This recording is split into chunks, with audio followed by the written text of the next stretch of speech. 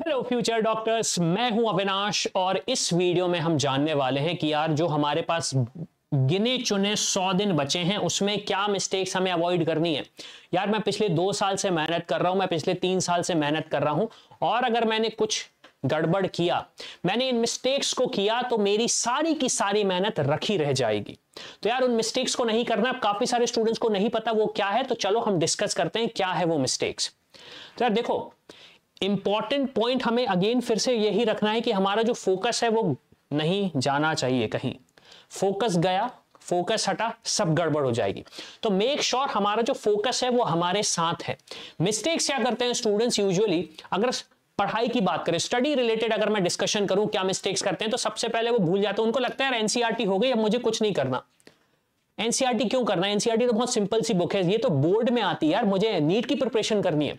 तो यार एक एनसीईआरटी को भूलना, फिर दूसरा है वीक एरियाज। मैं अगर कहीं पे वीक हूं तो उसको मैं भूल जाऊंगा। क्यों? क्योंकि मैं नहीं चाहता मुझे स्ट्रेस हो, मुझे टेंशन नहीं चाहिए। अच्छी बात है, लेकिन अगर वीक एरियाज को भूल गए, मैंने हमेशा बोला, मैं फिर से बोलूंगा, वीक एरिया में आपके आते हैं माइनस नंबर। क्यों? क्योंकि आंसर गलत दिया, -1 हो गया।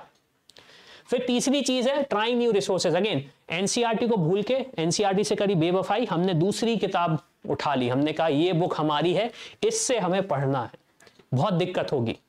लास्ट टाइम पे अगर गर्लफ्रेंड को धोखा दोगे तो बहुत गड़बड़ होगी। इसलिए मेक श्योर कि हम एनसीईआरटी के अलावा कहीं ना जाएं, हम एनसीईआरटी के अलावा कहीं ना जाएं। फिर उसके बाद आता है जो मॉक टेस्ट होते हैं, जो हमारा एनालिसिस चल रहा है। तो पहली चीज, मॉक टेस्ट नहीं करना। मॉक टेस्ट क्यों नहीं करना? क्योंकि मेरे नंबर वैसे ही कम आ रहे हैं। अब मुझे मॉक टेस्ट में दिख रहा है यार मेरे तो 100 नंबर भी नहीं आ रहे हैं, तो मैं घबरा रहा हूं उससे। मेरे मॉक में आ रहे हैं 400 नंबर, मेरे मॉक में आ रहे हैं 500 नंबर, मुझे हो रही घबराहट, क्योंकि मैं तो चाह रहा हूं एम्स मिल जाए मुझे, लेकिन एम्स तो इसमें मिलेगा नहीं। तो मैं क्या कर रहा हूं? मैं मॉक्स दे ही नहीं रहा हूं। सबसे गलत बात यार, अगर मॉक्स में आपको 100 नंबर भी आ रहे हैं ना, तो आपको ये तो पता चल गया आप एग्जैक्टली हो कहां पे। तो मॉक्स को दो भाई।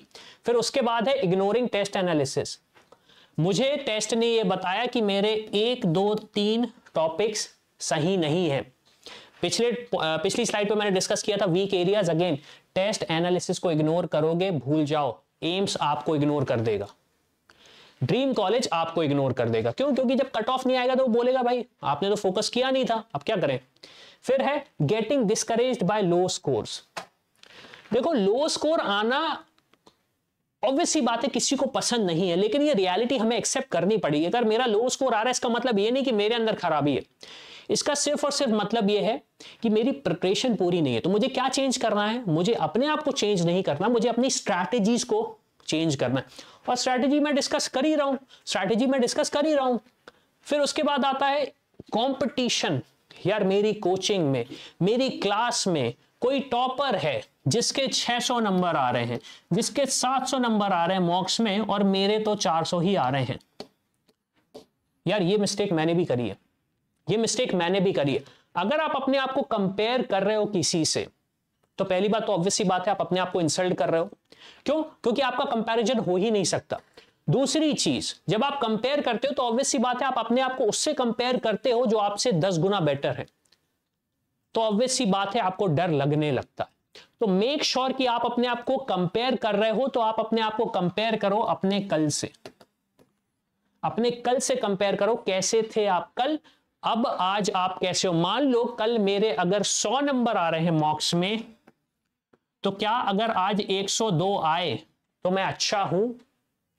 मेरे अगर 400 नंबर आ रहे हैं और अब 550 हो गए, तो क्या मैं अच्छा हुआ? यस, ऑब्वियस सी बात है मैं अच्छा हुआ। तो ये चीज है, डोंट कंपेयर योरसेल्फ। अब कुछ एडिशनल चीजें अगर मैं बात करूं तो यार देखो, जो शेड्यूल है उसको कंसिस्टेंटली फॉलो करना। टाइप करो कमेंट सेक्शन में कंसिस्टेंटली मैं शेड्यूल फॉलो करूंगा। टाइप करो कमेंट सेक्शन में मैं कंसिस्टेंटली शेड्यूल फॉलो करूंगा।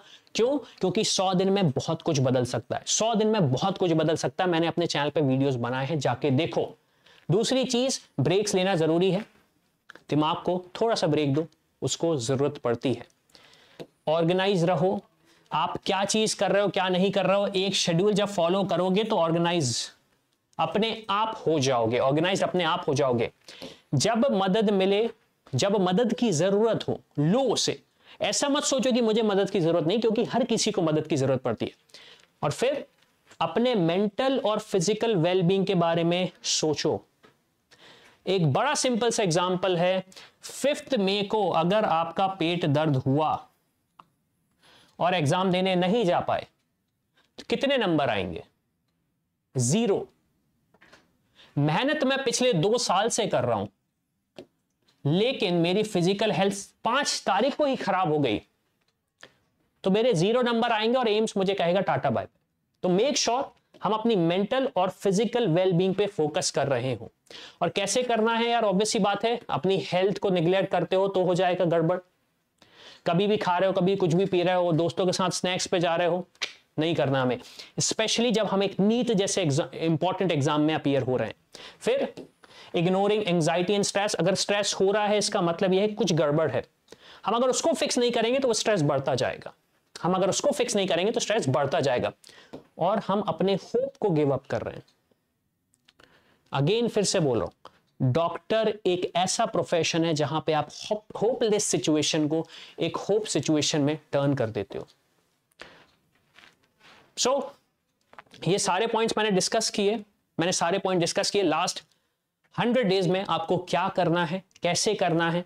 कुछ भी डाउट होता है, कुछ भी कंफ्यूजन होता है, थोड़ी बहुत भी घबराहट होती है, प्लीज लेट अस नो।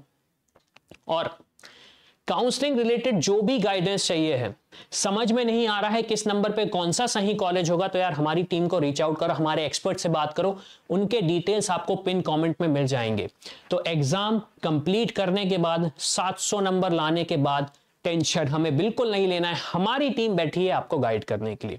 तो इसी के साथ मैं हूं अविनाश, मेरा काम है रास्ता दिखाना, उस पर चलना आपका काम है। I hope you like this video. For more such videos, keep watching our channel and do not forget to like, share and subscribe.